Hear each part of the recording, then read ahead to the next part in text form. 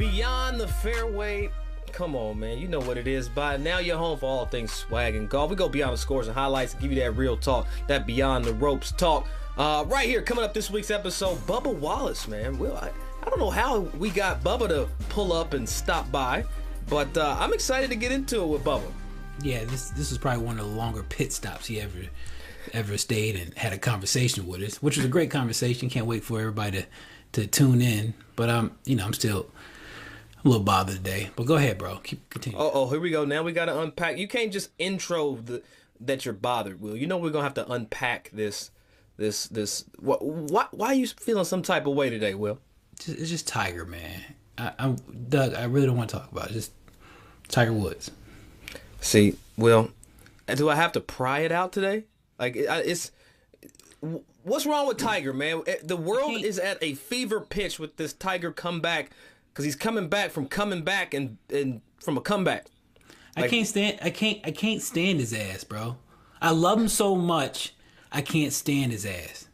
I love him, but I can't stand him. Why does it sound like an abusive relationship? Why can't you stand Tiger Woods? For years, he's been abusing my feelings. He has. I can't stand him because, one, I can't do this emotional roller coaster again, bro. I can't sit here and wait if he's coming back. Is he staying? Is he going to make an attempt? Is he hitting giggles and shots and hope be at the 4 tees and he's swinging and you see these leaked photos? I can't do it. You know what, Doug? It's kind of like, so I write screenplays, right? And so it's kind of like subtext. I don't know if you know what subtext is. Subtext means subtext means you're saying a whole bunch of shit, beep, without actually saying shit, beep. So basically, you know what? We'll put it right here. This is how it works in screenplay. I'm gonna give you a scene and a sequence right here. Okay, exterior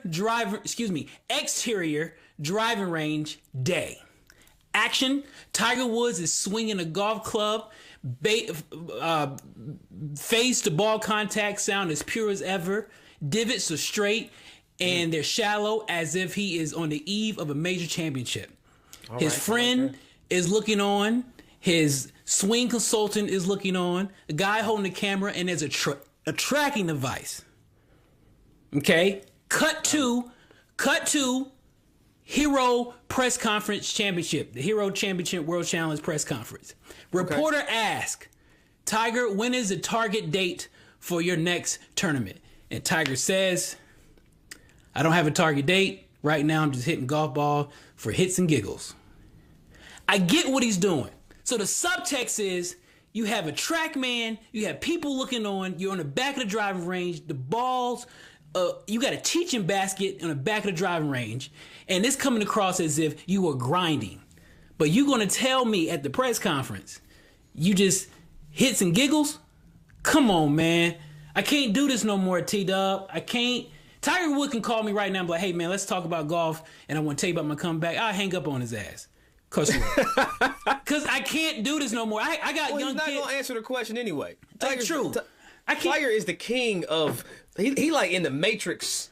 Brian, put me in slow-mo. He like in the Matrix when people ask him questions in the press conference. Man, I can't do it no more. I had young kids in my DM, bro, hitting me, hey, Tiger's on his way back. I'm like, man, you 15 years old. You never experienced a journey as me and Doug have when it comes to waiting for him to come back, sit down, wait for him to come back again.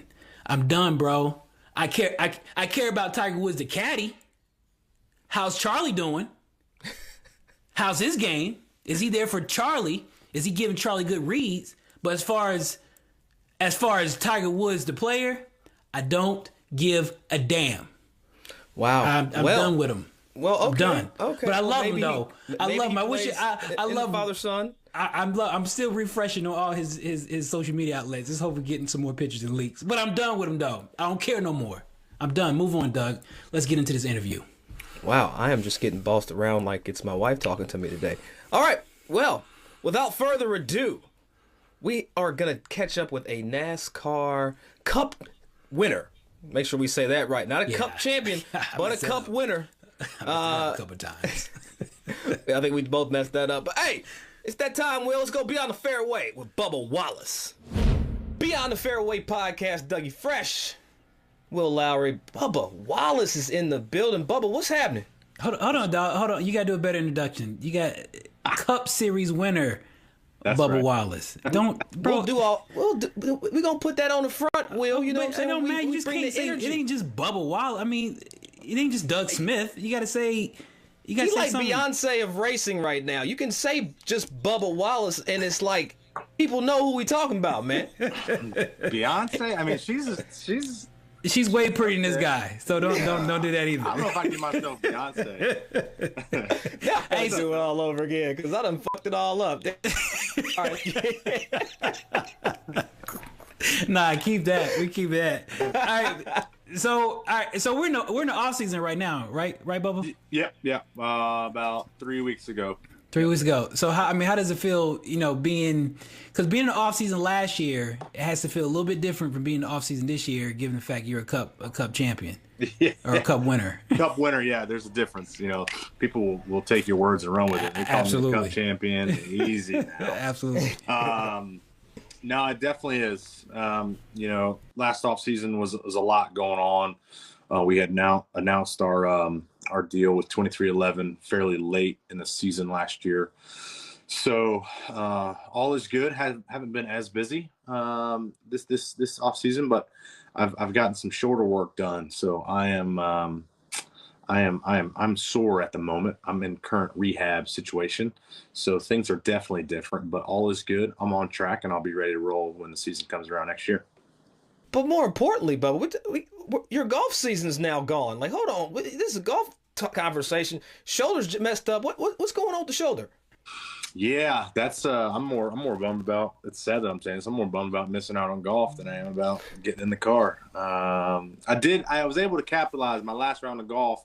I shot an 85, which is good for me, which is solid. That's solid. So I'll take that. But I had a torn labrum and a bone spur that needed to be taken care of. We're guessing from wear and tear because I've never had anything traumatic happen to my shoulder. So 18 years of racing, I think, caught up with me, and it was planned from the beginning of the year. So as soon as the checker flag fell on Sunday, I was getting surgery done the following Wednesday. So we're right at 3 weeks. So all is good. I'm able to get some movement out of it. Just got to be kind of ginger with things that I do. But all in all, the most important thing is making sure I'm healed to climb back in the car for Daytona. All right, so you're talking about these injuries, right? Mm-hmm. So and we're always speaking on whether there's so many similarities when it comes to golf and NASCAR, and people want to say, me and Doug are golfers. We want to say that we're athletes, right? Mm-hmm. And I hear I'm cool with Denny, I'm cool with Almdinger and those guys, and they want to call themselves athletes. So I mean, can we make an argument that golfers are a little more athletic than NASCAR drivers? I thought we were going to be on the same page that we're just going to call us both athletes. No, I wasn't going to do that. No, I had to get the whole dramatic setup for that. We're not. That both sports we're not athletic at all. So I thought we were just going to come join the table together. No, we wasn't. Not at all. All right. So you're still trying to divide. See, man, there's so much dividing going on right now. We gotta come together, bro. There's a lot of similarities, but no, I have to get this clear because I fight with those guys all the time. I think golfers are more athletic than NASCAR drivers. I don't see it. Like I just don't see it. One thing that I say is I'm not gonna put myself in the hat because, like I said, my best round is an 80. You're beating the guy in the other box. Go ahead. Oh, well, that's good. I'll take that. But say Denny. I know Denny is really good. Stenhouse is fairly good. I think they're around a 3 to a 5. Mm-hmm. And so what I'm getting at is we can do our sport and we can come over and play golf and shoot really well. You can play golf really well. I don't know what you shoot, but for damn sure cannot come over to our sport and do well. See, I appreciate you saying because Will has to be checked. So for you to come in here and just go ahead and cut all that, I appreciate that, Bubba. Yes, sir. I appreciate that. But how do you get into racing? Like, as minorities, getting into golf is one thing. It's very difficult. It's very expensive. But I don't need a car.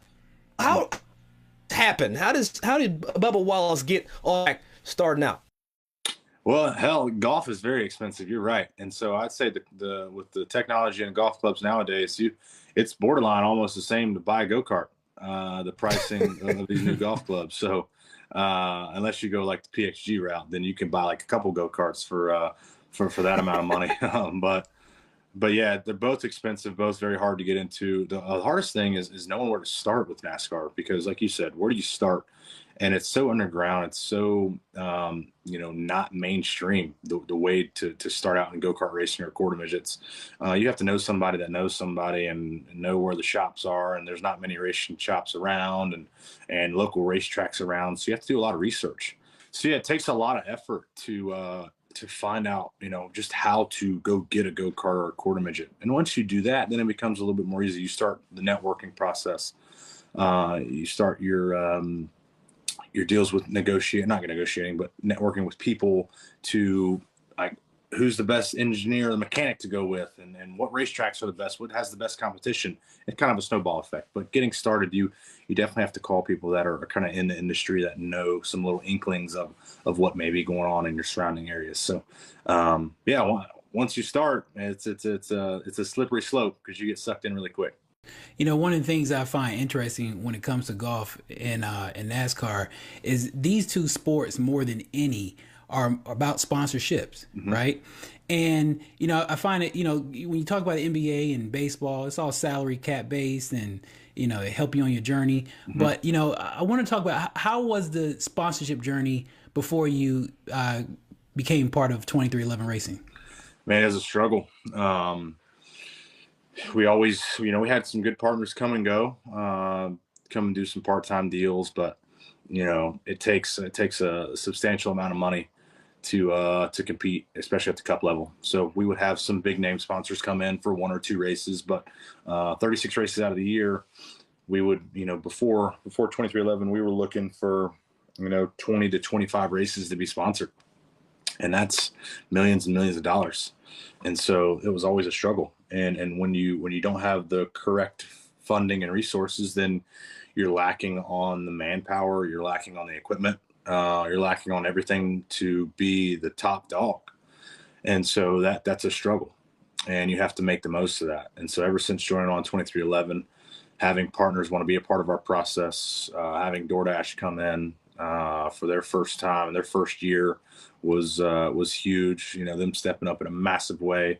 Our founding 5, we call them the founding 5 sponsors of our team was DoorDash, McDonald's, Dr. Pepper, Root, and Columbia. They were all, they all played a huge role and are continuing to do so for years down the road. So we're excited about that. We're trying to do everything we can off the racetrack to keep them happy and to keep them, keep signing them checks because we need them. Yes. Hey, can you drop a plug for me though? I could use one of them. Get back on the course myself. Will, you need a sponsor? I know you could probably use 1 or 2. Everybody needs a little bit of money. Yeah, so we could be sitting here shouting out everybody all day. We can always help with the illusion of this inclusion. So. Oh, but Bubba, look, when you're growing up and you out here with the homies and everybody's hooping, playing baseball and all these other sports, and you tell them you want to drive as a black man, that's had to come with some interesting conversations growing up. Yeah, actually for me it hasn't. My friends were supportive of it. They always thought it was cool, but I was always traveling, so I kind of lost touch with my high school group, and so I was really never there. I remember my sophomore year or my junior year, I missed 67 days one year. One time, 2 weeks straight, I was gone, and you just lose touch. And but they were always supportive. Always thought it was neat, and we're fans of it and everything. So, I never really had it to where I told somebody what I did and got that strange look, and everybody kind of lit up and they were like, "Oh, NASCAR, that's pretty cool." how many races do you want? How fast do you go? How many wrecks do you get in? It's like all those random questions. We call them DARF questions, dumbass race fan questions. Doug and I, we're always trying to, grow the game. We're always trying to figure out how can we make golf more inclusive, and by our presence being, in front of the camera, hopefully we can track some eyeballs. Given the fact that you're just, coming from where you were and where you are now, what culture shifts are you most excited about, being in this space, Bubba Wallace Cup champion, Cup winner, I like the sound of that. We gotta make that happen next year. So we'll come back on when you got the championship then. Right. Yeah, exactly. Just seeing within inside our 4 walls at 2311, hiring on more minorities, making it more diverse, and that's what we've talked about since day one of operations for the team. Is making this a place where diversity strives, and that's big. So continuing to do that, continuing to create culture, and to show what I'm about, and it's different. A lot of people come through and are just there to race and get the job done and do their job and go home. And for me, hell, my family's at the race shop. My family is with my guys that I travel with every weekend, and the people that I go see. So if the culture isn't right there, then how do you expect it to be right at the racetrack, where you're there to perform and be at your best?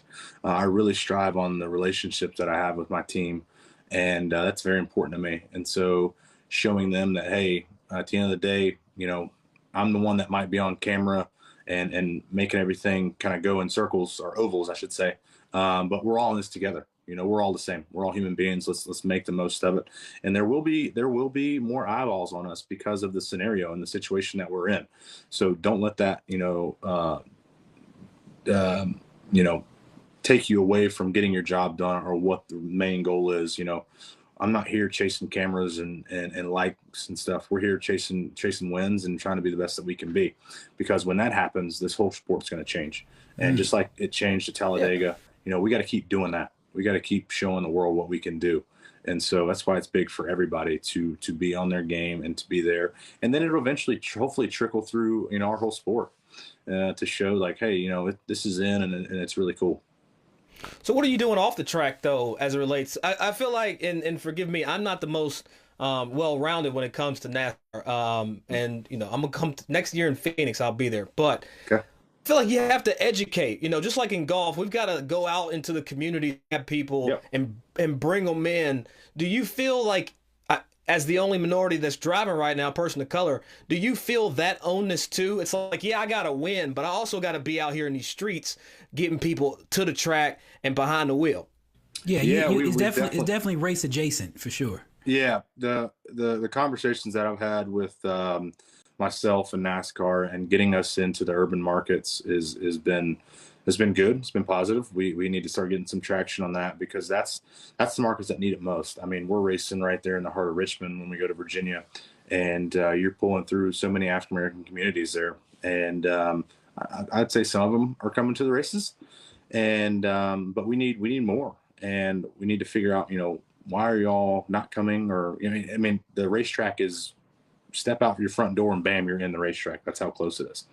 And so there's a lot of markets that we can go to. Atlanta, just to name, the first 2 right off the top of my head, but, doing something pre-race, like showing up early in advance to, like you say, educate people and get them to come out and support. I mean, it's taken off in a good way. I was down in Charlotte getting my hair cut last month, and stop in to get some gas at a gas station, and I had a mask on and a hat. And I struggle with recognizing people with a mask and hat on, but I had two African American dudes come up and like, "Hey man, you Bubba?" And I was like, "Yeah, that's me." They were pumped. They were excited. So I would say 2 years ago, would they have known anything? I would doubt it. With everything that's gone on in the last 18, 19 months, they're starting to gain traction on what's going on in the NASCAR world. So I think that's pretty dope.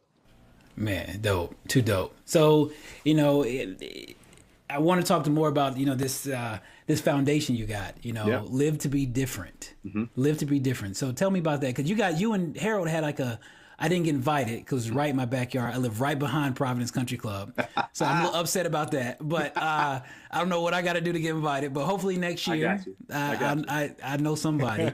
But yeah, talk to me about this foundation you guys have, Live to Be Different Foundation. Yeah, so it really started out a few years ago. And we're still, I continue to say this, and we're still working on, who we want to be aligned with and support. And there's so many different avenues I can go down.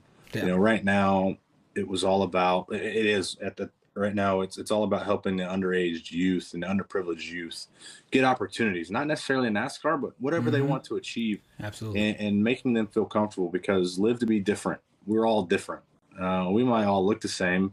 To society, we all look the same because of the color of our skin, but underneath, once you get to know somebody, you realize the differences that they have and how special that is. And you encourage them to live out their differences and to chase their dreams, no matter, what obstacles are in front of them, age, race, gender, disabilities, anything. You just go out and live life to the fullest. I'm different in my craft and my workplace, but that doesn't stop me from going out and having fun and doing what I love to do. And so it's all about that. And so as long as I can help out the youth, because that's what it's about these days. I'm 28. I know I'm young, but I'm old, and it's already about the youth coming up through and getting them educated on what life has to offer. Because once you get out of school, I got out of high school early, and I wasn't, my journey was a little different than others, but real world stuff, man, you don't learn that stuff in school. So it's preparing them for what's next. Once they get out of those four walls and into the endless realm of life, it's, you got to be ready for that. And so providing them with opportunities, making sure that they're set, make sure they feel comfortable, and that's to huge. push them. We all got to be pushed, right? We might not be comfortable, but when you break through, there's nothing more rewarding than that. I'm just mad that 28 is old now, Will, because Bubba got me feeling like an old ass man over here. It's like, damn. It's like, all right. I mean, I ain't gonna put my age out in the street, Mister. I'm still in my 2 zeros. You know what I'm saying? But I gotta ask you, because this is I thought was cool watching it. Do you have a new appreciation for rain and rainies now?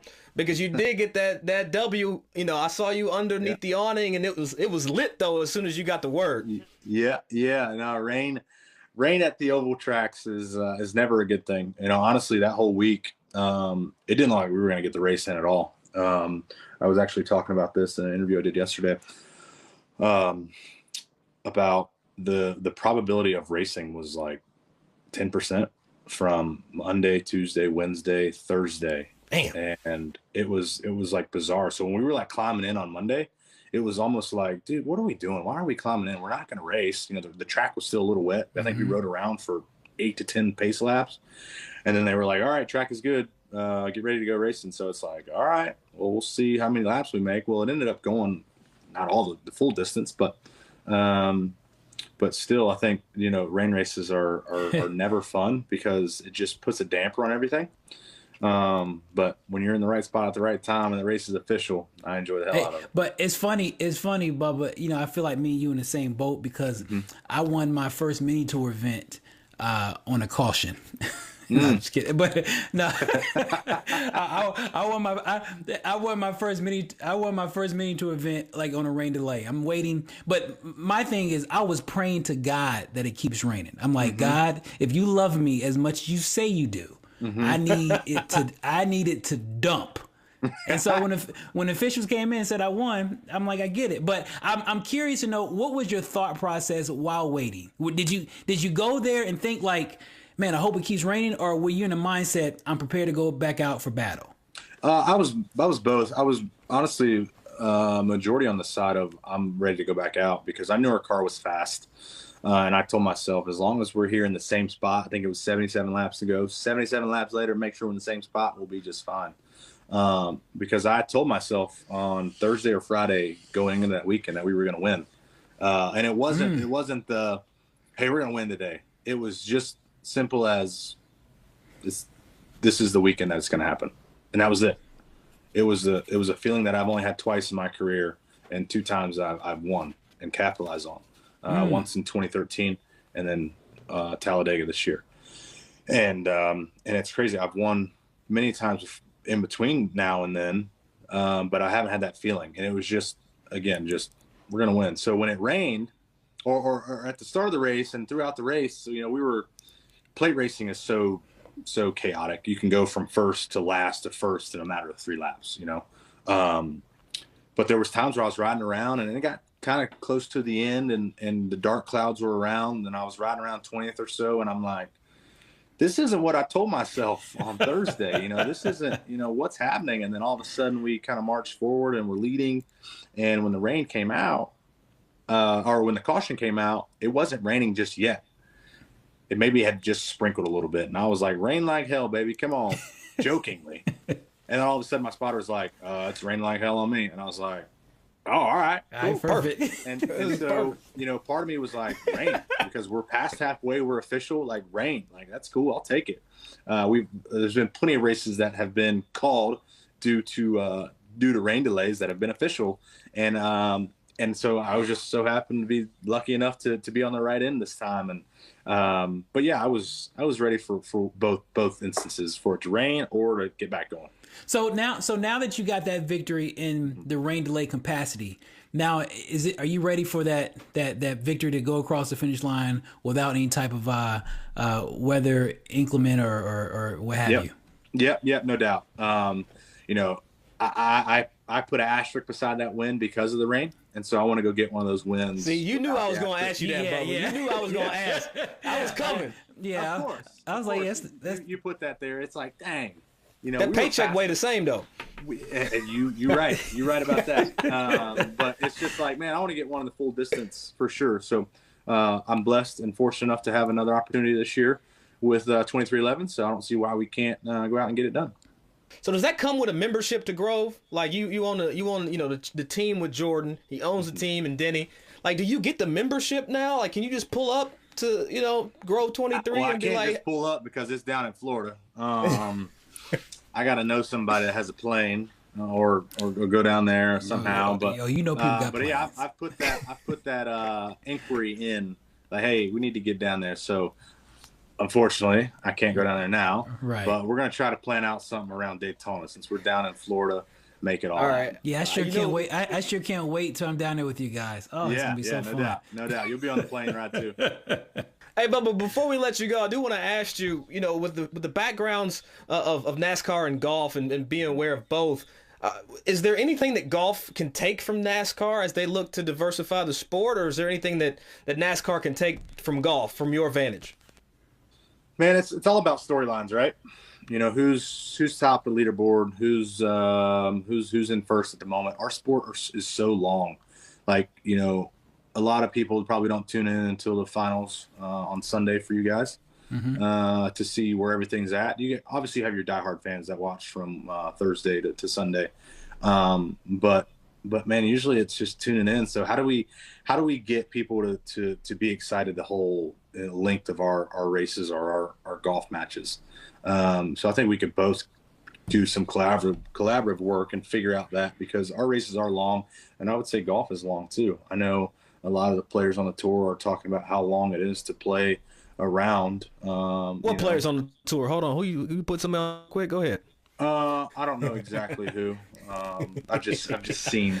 I'm just trying to set you up, Bubba. Nah, I know. I don't know anybody on the tour, so it's fine. I can name whoever. They won't know me. But I've just seen rumblings of that, and it's like, man, how do we get people? Our attention spans are not that long anymore for anybody. Hell, no. 4.5 hours or 3.5 hours for a race, that's a long time. Luckily I love golf. And so 3.5 hours for a round of golf I'm good with it. It's peaceful, it's quiet for me, but not everybody can relate to that. So got to find out what's relatable to everybody. And I don't know if there's a perfect answer to fix any of that. Yeah, I definitely believe there needs to be some type of education component for both, for sure. But getting people out to a race, they get hooked. They're like, "Oh, I'll be back for sure." Now. It's a different experience because I think Denny provided me a couple pit pit stop tickets, whatever, passes, whatever. Pass. You know what the hell I'm trying to say. and I'm down there. When I tell you, I got so hooked, and I give so much, credit to your pit crew. Like those guys really work hard, and and hence I think I could be a better driver than the guy that does the tires. That's what I mean. Let me say that, because those guys are so athletic, they're strong, and I'm like, man, these are linebackers down here. Like these are, they're specialists. They're specialists too. Right. Yeah, you got to respect the specialists. It's cool to see, and like I was saying, it's fun. Like first time picking up a golf club for me, I was hooked, and understanding what it takes to be successful at that. I still haven't figured that out. But it's always that one shot that keeps you coming back for the next week. And what was that? What was that one shot? How did you get hooked in golf? I started out, I wasn't very good at all. I was in the hundreds, of course. But we always often talk about this between myself, Ryan Blaney. He's a golfer. I think he said his favorite shot is a crisp 3-wood shot. Oh, nice. And I think mine is a crisp like 6-7 iron that and it's on the green. I think that's the shot that keeps you coming back. Yeah. So do you have, given the fact that I'm not saying you're in a novice space of golf, do you have a course that you love going to that just gives you the warm and fuzzy? Yeah, I'm a member. I don't know if you probably have, but played at Irish Creek in Kannapolis. That's my home course over there. I love that place. Yeah, I love that place. It's so nice. And a friend of mine who actually does my AC work here at the house, it was about 4 years ago. I've been a member for 4 years, I believe, going on 4 years or whatever. And he was like, "Hey man, I'm play at this course over in Kannapolis," and I was like, "All right." I grew up around Kannapolis. I don't expect much, but I was like, all right. And then I show up and I was like, oh wow, this is right. Super nice for Kannapolis, North Carolina. This is a super nice course.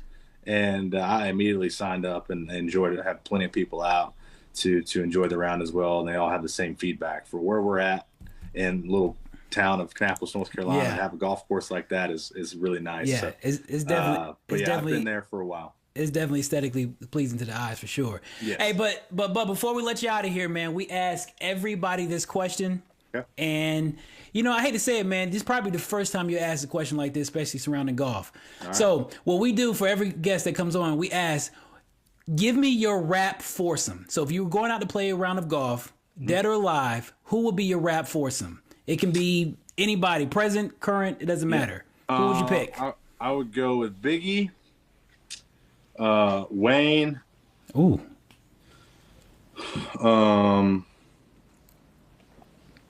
Drake. Okay.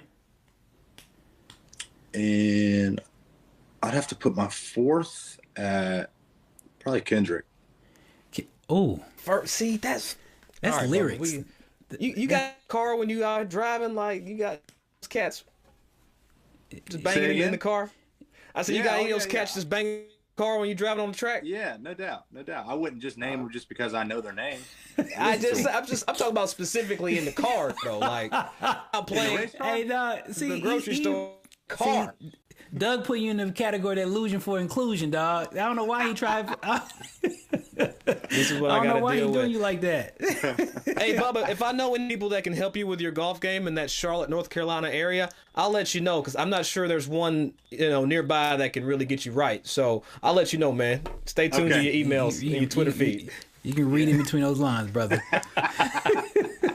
All right, Bubba, man, we absolutely appreciate you being here with us today, sir. man. And this was y'all, fun. And thank you for educating me on Cup Series and Cup winner. Champion Cup winner. Yes, there you go. See, Yeah, see, he ain't even still educated. This is what I got to deal with, man. Bubba Wallace, thank you so much. Fairway with us. Big shouts out to Bubba Wallace coming in here going beyond the fairway. Well, one thing I didn't get to ask because I had bad audio. So for everybody out there that was listening, I apologize. I think I got that like internet that you got to start like an old ass lawnmower, and it's like I hadn't put my quarter in the machine to make sure it was rough. Bro, so I apologize. I didn't know if you pay your AOL bill or not. I didn't know what happened. I lost my AOL login. Do you know how many people will not know what that sound even means, Will? That is true. That is true. Hey, but one thing I wanted to ask Bubba, Will, I didn't get to, was what's it like to be driving for a team under Michael Jordan? That's one thing, out of all the things we talked about, we talked about how he was a part of the team, but like, is Jordan involved? Is he getting texts from Jordan talking about the car, talking about the pit crew? Like, how does this work? And then you got Denny Hamlin, who's still driving, who's part owner of this team, that's teammates and competing against Bubba. Like, we should have went so many more places, but I can't thank him enough, though, for jumping in here with us, man. Yeah, that was fun, and give, Doug, you know how I move, bro. I'm always trying to, go for the next step. I mean, it was cool that he's in here having conversations with us, but the whole goal for you and I, the plan for you and I, was getting to that charity golf event next year. That's the only reason why I wanted him on here, bro. I ain't care about no four wheels, man. I ain't good no drive. I'm not a good driver. I got so many tickets. You ain't care about that. I needed him in here so we can plan to get to that charity golf event, because I heard that charity golf event. It was right in my backyard. I couldn't even get in. They was like, "Who are you?" If you can't get in, I know there's a problem. Exactly. I try to come with the backwards hat and drop names, and they was like, "Reverse your card and get out of here." It was like that. It was just that simple. So now I might have a leg in. So we'll I was see. just surprised that you kind of tried him off the top, man. Will, talking about his driving skills versus his golf skills. I mean, I'm glad he said what he said. He said, "Look, I can come into your sport, Will, but you can't come into mine, Coach." Yeah, that was one. I'm always vulnerable, Doug, and that was just a pure bad journalism. Didn't know how to answer the question right. I knew what you meant, though. Like, yeah, I didn't mean it like that. That's like my third question messing up. I think I accused. Hey, look, here's a disclaimer, folks. I'm getting a crash course in journalism doing this Beyond the Fairway stuff. I know nothing about how to ask a question correctly, and that's my second time or third time. I think I asked Annika Sorenstam. I think I accused Annika Sorenstam of point shaving. Got the goat in here. Did you point shave? She looked. Oh, her face was funny. Yeah, his face was. Even Ray Allen. I came across Ray Allen kind of crazy too, right? I think the very that was the first episode, and we've done like almost 60. So yeah. I'm a little It's a lot. I don't recall that one, but that was funny. No, but Bubba makes a good point. Like, a lot of other athletes can come into golf and pick it up relatively quick. But I tell you what, you put me in, I gotta learn how to drive a stick. I don't have my stick game, you know what I'm saying? Oh, you don't know how to drive a stick?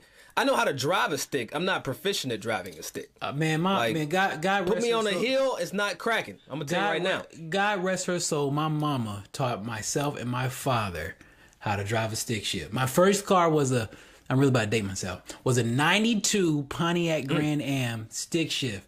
Boy, you thought I was damn Cold Trickle. I was Days of Thunder all over the mean streets of Charlotte, North Carolina. Man, well, I tell you what, Bubba being in Charlotte, you being in Charlotte, there's no reason that y'all shouldn't hop on a plane and go down and play Grove. Because I know you haven't played it yet. He hadn't played it yet, and I ain't played it yet, but it's a little different situation for me to get down there. We got to figure this Grove situation out. I'm seeing Instagram photos of all these different, people down there, man. I'm getting a little jealous, Will. Well, Doug, I hate to correct you. I had played the Grove. Oh, well, I played it with Larry Fitzgerald, and that was quite an experience. Michael Jordan did it right. I think he took everybody's advice, and he just said, "Let's make that happen." The golf carts are going 85 miles per hour, and the range balls is what you want, like you're a tour event. You ask the range attendant, "I want to play the peak pinnacle. I want to play peak pinnacles," and he'll get them for you. It was most a beautiful. It's a beautiful thing. They got pink. If somebody's asking for pink pinnacles at the Grove, we got problems. I like the yellow pinnacles actually, but that's just me. Well, that golf bag over your left shoulder might say something a little bit. Strixon is the greatest golf bag in golf balls ever in the world. Hey, Hey, man. But look, I appreciate Bubba, man. And hopefully we can tee it up with him if we can catch up with him, man. He's going to have a busy season. Bubba, thank you for coming on here, man, jumping on with us. Get your shoulder situation back cracking so we can get on these links, man. But, Will, let's go ahead and get to it with some interesting news to talk about today. So it is that time for Shake of the Week. Shake of the Week. Doug, who you got, man? Well, I think we have to combo this one. You know what? There's no reason to let both of these gentlemen get off scot-free. Jordan Spieth and Henrik Stenson during the Hero World Challenge final round. I guess they got confused as to what tee box to use, and these professional golfers decided to play the wrong tee box and was assessed a 2-shot penalty thanks for a rules official catching up with them halfway down the fairway. There on the 9th and said, "Hey man, y'all got to go back to the tee box. Y'all supposed to play the 17th tee. Y'all got to go play the 9th tee." So they trudged back and took a 2-shot penalty. But Will, I don't really think they cared much at all. No, that was the most. That it was almost to a point they were trying to leave. They were trying to negotiate with the official. Like, all right, give us a 2-stroke penalty. Just make sure that we can have our private plane leave early. What about that? It's like, nope. Official said, nope. Take your ass back to the tee box and do it all over again because world ranking points is a factor. So they took their trotted back, and that's where they are right now. They still finished in the same place as if they would have took the 2-stroke penalty and just left. It doesn't matter. But either way, the mistake that they made. It could have easily happened to anybody. It could easily happen to anybody. So I give him that. And, you also hear that it's never been done before. I seen it done on the Advocate Pro Golf Tour event. I recall that down in Atlanta. Yeah, the Atlanta. That was I'm not even gonna talk on that, but yeah, that happened. There were some people that got disqualified. They got disqualified because they signed for incorrect scorecard. So and that helped me get more money. So I was, as they were all coming in, I was like, disqualified, cha-ching, cha-ching. Hey, but big shout out to Jordan Spieth, Henrik Stenson finishing first and second in the reverse leaderboard, as Will usually points out. But hey, I think it's funny the joint press conference between the two was hysterical, and it was. And I do appreciate Henrik Stenson making light of a dumbass situation. So Jordan Spieth, Henrik Stenson this week, the coveted shank belongs to you two. Thanks to Bubba Wallace and Jordan Spieth and Henrik Stenson for giving us our entertainment this week. And we are on our way out. Doug, real quick, what you got going on this week? Anything special? Any golfing? Any assistant golf tournament right now? No, man. It's a bunch of committee meetings, man. I got a PGA diversity committee meeting here in the Southwest section. So we're going to get to those things and make sure this game is moving how it's supposed to move within our PGA sections. And more the same, man. More trying to figure out how we can grow this game, man. What you got? Because you the one that's traveling. You jumping coast this week. Man, jumping, dog. I gotta go see the light skinned guy out west for a little bit. Meeting up with Apple. All right. I don't know why. Wish me luck. I'm gonna wish you luck. Appreciate everybody coming in here, going beyond the fairway with Will Lowery and myself. Big shout out to Bubba Wallace for coming in here, holding it down, and spending a little smoother time, Will. He wasn't speeding through questions. He actually came in and chopped it up with us. But hey, listen, follow, subscribe on Instagram. You know where we at, Beyond the Fairway. Where we gonna be next? You never know. Tune in. Holla at y'all.